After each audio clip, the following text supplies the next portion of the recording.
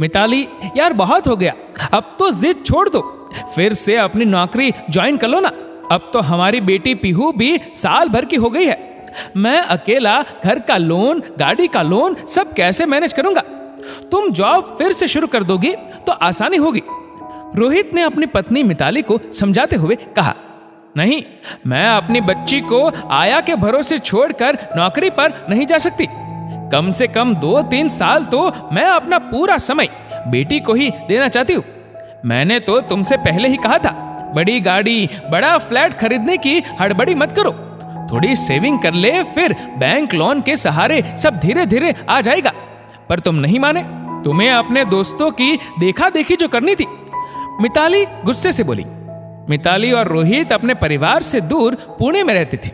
दोनों एक multinational company में जॉब करते हैं। रोहित ने मिताली की अच्छी खासी सैलरी को देखकर लोन ले रखा था।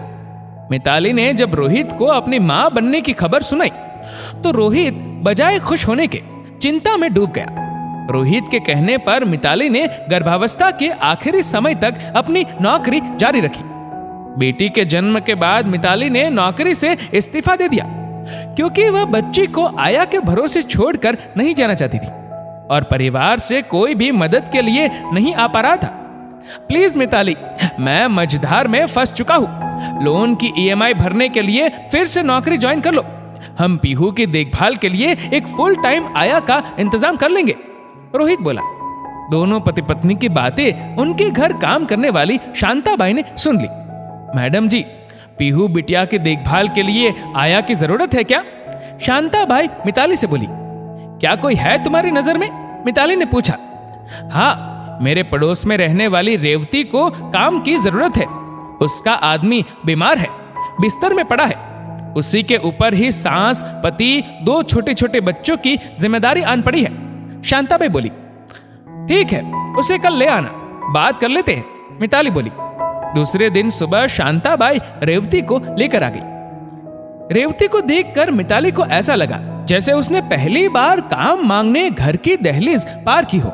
एकदम सीधी सादी, साफ सुथरी तरीके से बंदी साड़ी और कस कर बांधा हुआ जूड़ा। शांताबाई ने तुम्हारे बारे में बताया। 1 साल की बच्ची की पूरे दिन देखभाल कर पाओगी? नाश्ता, दोनों वक्त का खाना बनाना और बच्ची की देखभाल तुम्हारा काम रहेगा। बाकी घर के काम के लिए शांताबाई तो है ही। मैं तुम्हें पूरे 12,000 दूंगी महीने के, मिताली बोली। रात का खाना परोस कर पीहू बेबी को सुलाने के बाद ही तुम्हें अपने घर जाने की इजाजत मिलेगी। बीच में ही रोहित बोल पड़ा। आप लोगों के ऑफिस से आने के तुरंत बाद क्या हम अपने घर नहीं जा सकते? वह क्या है ना कि हमारे भी छोटे छोटे बच्चे हैं, रेवती ने धीरे से कहा। मिताली कुछ बोलती इससे पहले ही रोहित बोल पड़ा। अरे, ऑफिस का काम करके मैडम जी भी तो थक जाएगी, उन्हें भी तो थोड़ा आराम चाहिए होगा। तुम थोड़ी देर से चली जाना। रोहित किसी भी तरह मिताली को नौकरी के लिए राजी करना चाहता था। 12,000 की बड़ी रकम और अपनी मजबूरी को देखते हुए रेवती ने काम के लिए हामी भर दी। अगले दिन तय समय पर रेवती काम पर आ जाती है। मिताली ने उसे अपनी बेटी पीहू से मिलवाया और सारा काम अच्छे से समझा दिया। पीहू को गोद में लेते ही रेवती को अपनी बेटी का चेहरा दिखाई देने लगा।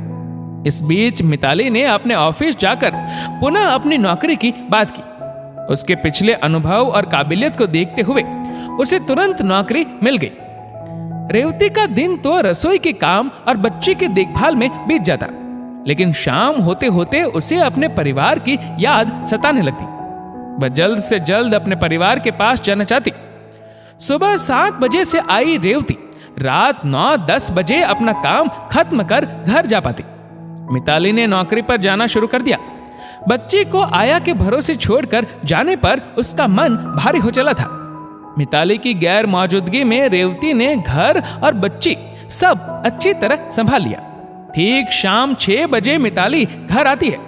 उसे देखते ही बेटी पीहू, जिसे ठीक से चलना भी नहीं आता था, ऐसे अपनी मां के गले लगी जैसे कितने दिनों बाद मिली हो। मिताली की आंखों से आंसू छलक गए। उसने अपने आप को संभालते हुए रेवती से कहा, मेरे लिए चाय बना दो, फिर बेबी को खाना खिला देना। जब साहब आ जाए तो हमारा खाना परोस कर, रसोई साफ कर, बेबी को सुलाकर अपने घर चली जाना। जी मैडम जी, रेवती ने कहा। मिताली आराम से चाय पी रही थी और रेवती पीहू को खाना खिला रही थी। तभी रेवती के मोबाइल पर उसके 6 वर्षीय बेटे का फोन आता है। कैसा है मेरा बेटा? तुम दोनों भाई बहन ने ठीक से खाना खाया? दादी को परेशान तो नहीं किया ना? रात को दादी जो बनाए अच्छे से खा लेना। अपनी बहन का ध्यान रखना। बोलते बोलते रेवती की आंखों में आंसू आ गए और उसने फोन रख दिया। माँ बेटे का वार्तालाप मिताली ने सुन लिया था। मालकिन और कामवाली की स्थिति एक सी थी। आखिर दोनों माँ जो ठहरी, दोनों को मजबूरी में अपने बच्चों को छोड़कर काम पर जाना पड़ता था। तभी मिताली रेवती से कहती है, रेवती तुम रहने दो, मैं बेबी को खाना खिला दूंगी, तुम अब अपने घर जाओ। क्यों मैडम जी, हमारा काम आपको पसंद नहीं आया? नहीं नहीं, ऐसी कोई बात नहीं है, तुम तो बहुत अच्छा काम कर रही हो। मैंने एक माँ होकर भी तुम्हारे दर्द को नहीं समझा। अब से तुम शाम 5 बजे ही अपने घर चली जाना। तुम्हारे समय पर तुम्हारे बच्चों का भी हक है और मैं तुम्हारे पैसे भी कम नहीं करूंगी, मिताली ने कहा। रेवती की आंखों से आंसू बह निकले। उसने हाथ जोड़ते हुए कहा, आप बहुत अच्छी हैं मैडम जी, मैं आपका एहसान जिंदगी भर नहीं भूलूंगी। कुछ दिनों बाद मिताली ने कंपनी से वर्क फ्रॉम होम की सुविधा की गुजारिश की, जो कंपनी ने स्वीकार कर ली। अब दोनों माएं खुश थी। दोस्तों, इस वीडियो को लेकर आपकी क्या राय है, नीचे कमेंट करके जरूर बताएगा। और अगर आपको वीडियो अच्छा लगा हो तो इस वीडियो को लाइक करेगा, शेयर करेगा ज्यादा से ज्यादा लोगों तक। और ऐसे ही और भी इंस्पिरेशनल वीडियोस के लिए सब्सक्राइब करें हमारे यूट्यूब चैनल को और फेसबुक पर फॉलो करें हमारे पेज को। धन्यवाद।